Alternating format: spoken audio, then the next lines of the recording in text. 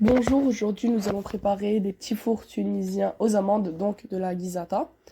Pour commencer, on aura besoin de 400 g d'amandes moulues, 150 g de sucre glace, 2 œufs, 2 cuillères à soupe d'eau de rose, le zeste d'une orange et un sachet de sucre vanillé.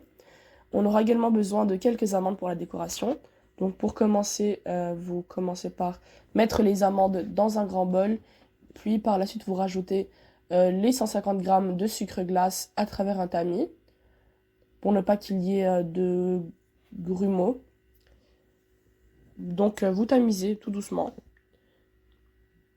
D'ailleurs, la guisata est un petit four aux amandes connu comme étant une pâtisserie tunisienne fine et raffinée, très appréciée lors des grandes occasions comme les mariages, les fêtes religieuses ou les célébrations familiales.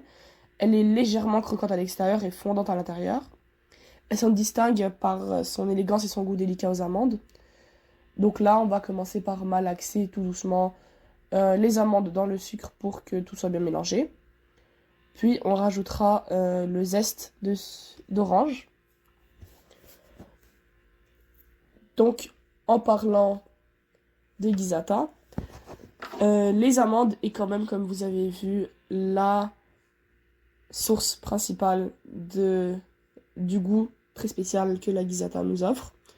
Donc les amandes nous apportent des bienfaits nutritionnels, elles sont riches en protéines, en fibres, en vitamine E et en acides gras, ce qui fait que la guisata est quand même bonne pour la santé malgré son sucre. Donc c'est quand même un petit four qui demeure bon pour la santé, bien sûr à consommer modérément, mais ça reste meilleur que ce qu'on trouve dans le commerce ou les autres petits fours tunisiens qui ont généralement plus de teneur en sucre, donc un taux de glycémie plus fort. La guisata est d'ailleurs parfaite en accompagnement avec un thé à la menthe ou un café, ou même comme pièce maîtresse dans un plateau de pâtisserie. Donc là, on va créer un petit fond pour rajouter dedans les œufs. Donc, comme vous avez vu, j'ai fait un petit trou dans la farine. Désolé, dans les ingrédients secs.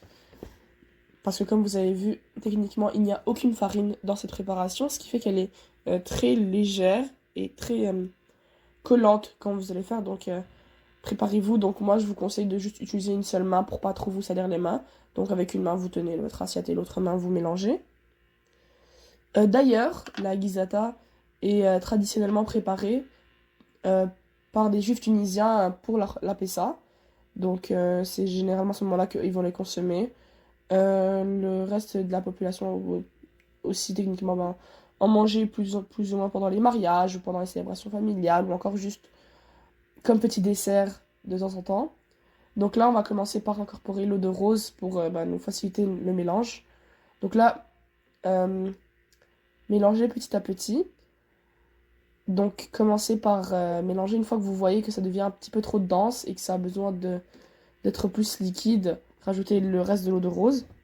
Comme ça, on incorpore doucement.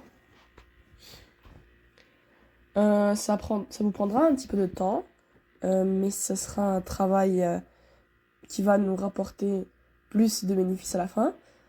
Donc, faut être patient.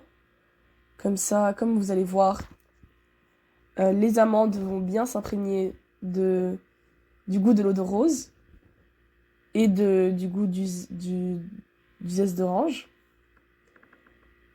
Et à la fin, juste avant de laisser reposer la pâte, on va rajouter le sucre vanillé. Comme ça va être un goût un peu plus prononcé.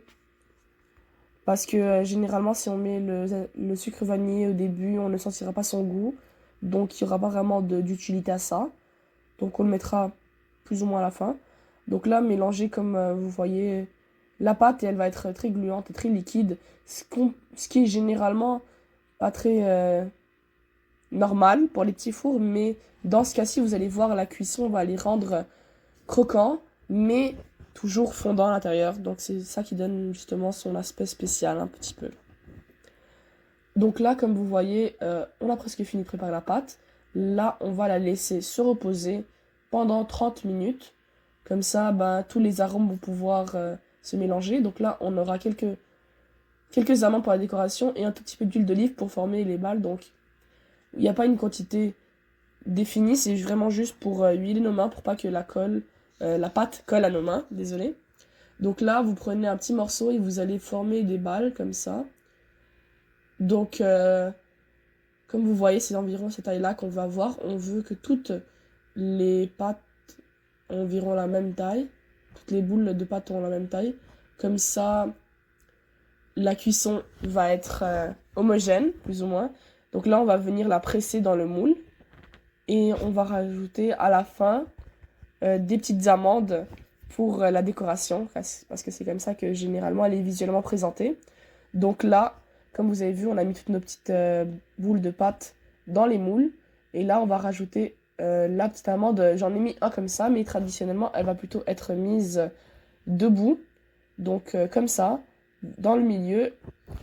Comme ça, vous pourrez voir l'amande après que la guisata aura cuise. Donc, elle sera toujours visible parce que quand elle est mise comme ça, sur le dos, comme j'ai fait pour la première, ce ne sera pas très visible. Donc, généralement, on le fait comme je l'ai fait pour la deuxième. Donc là, faites ça. Je vous conseille de mettre le bout pointu de l'amande en premier. Comme ça, vous aurez un aspect plus visuellement attrayant. Donc ça, c'est le résultat qu'on obtient à la fin. Et là, on va les mettre au four à 370 degrés Fahrenheit pour environ 15 minutes. Donc, comme vous voyez, c'est une recette très très facile. Il n'y a rien de vraiment difficile à faire, c'est à la portée de tout le monde. Donc, j'espère que cette recette vous aura plu. Donc, voici le résultat. Comme vous voyez, ils sont légèrement dorés et ils n'ont pas du tout la même texture que ce qu'ils avaient avant, malgré le fait qu'on n'a pas rajouté de farine. Donc, comme vous voyez, c'est des petits fours comme ce qu'il y a de plus normal. Donc j'espère que vous avez aimé la recette et j'espère que vous regarderez plus de vidéos et que vous en apprendrez plus sur les recettes tunisiennes.